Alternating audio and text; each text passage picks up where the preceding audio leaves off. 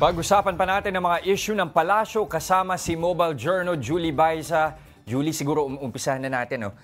Saan ba muna kasi nagsisimula itong mga pagpupuna na baka daw may amoy o hindi kagandahang kalidad itong bigas na ipamamahagi na 20 pesos kada kilo? Just actually sa social media, marami kasing nagsasabi na may nabili na hindi maganda, maitim na bigas, or even before pa nga i-anunsyo or after i-anunsyo yung pagbebenta ng 20 pesos na bigas, may nagsasabi na baka hindi kayang kainin yan ng tao, baka panghayop yan. So dahil sa mga ganong ulat, kaya pumalag na yung Malacanang kasi sabi nga nila, paano nyo nasabi na hindi maganda? May iwan pa nga lang.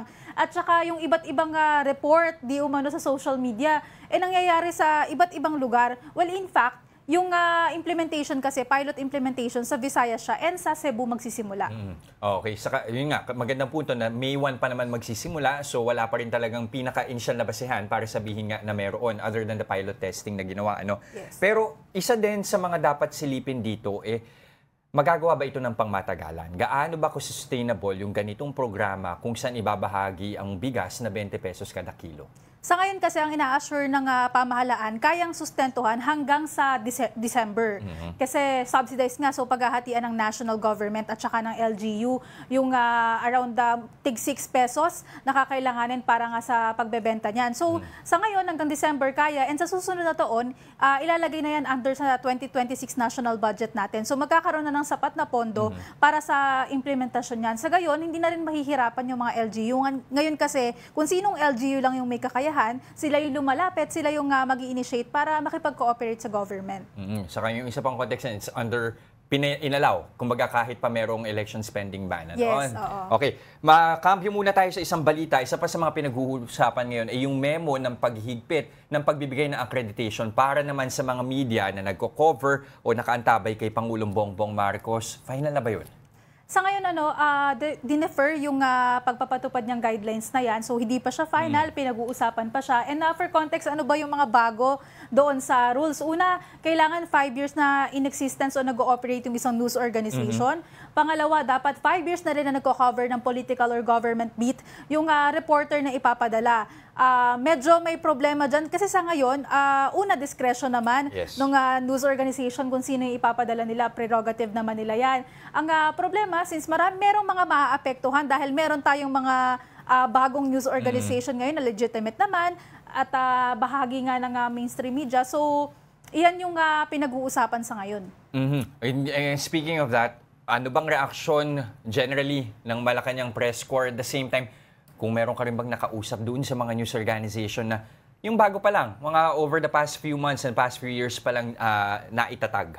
Yung Malacanang press corps officers, yung MPC officers, nakipag-meeting na sila kanina with PCO Secretary Jay and other officials. And open naman yung PCO side na sa mga ni-raise nga na concern, lalo na yan na may mga maaapektuhan nga. And doon naman sa MPC, of course, worried yung lahat na may mga ganitong uri ng guidelines kasi uulitin ko, prerogative naman nga talaga ng news organization kung sino ipapadala. And yung mga bago, ang sinasabi nga nila parang it's not our fault naman na bago pa lang kami, katatayo lang namin, and binibuild up pa nga nila yung kanilang news organization. Pero with assurance naman from them na tama naman yung nire-report. Though, sinasabi nga din kanina, merong interview si Yusek Claire Castro ng PCO na meron din kasing problema sa security. So, isa pa yan sa mga nire-raise nila. Kaya medyo naghihigpit ng accreditation yung guidelines na ibinababa. So, naiintindihan naman, nauunawaan naman ng MPC yung ganyan. Pero, ang mahalaga nga, ma-coordinate at bukas sa pakikipag-dialogue yung side ng PCO na okay naman, bukas naman sila. Hindi rin naman talaga maiiwas sa mga balalot. Ito yung unang pagkakataon na magkakaroon ng ganitong klaseng restriction. Ano? Yes, Pero dako pa tayo sa ibang usapin. Balik bansa na si PBBM after nung pagpunta niya sa Vatican. Matanong ko lang, nakita natin doon, merong mga naging pag-uusap ng ibang world leaders siya ba? Meron siyang nakausap? Actually, yan nga yung tinanong namin kanina kasi una nakita natin si US President Donald Trump na nakausap ni BBM doon. So tinanong natin, may mga napag-usapan ba sila? Sa ngayon, wala pa daw information ng Malacanang.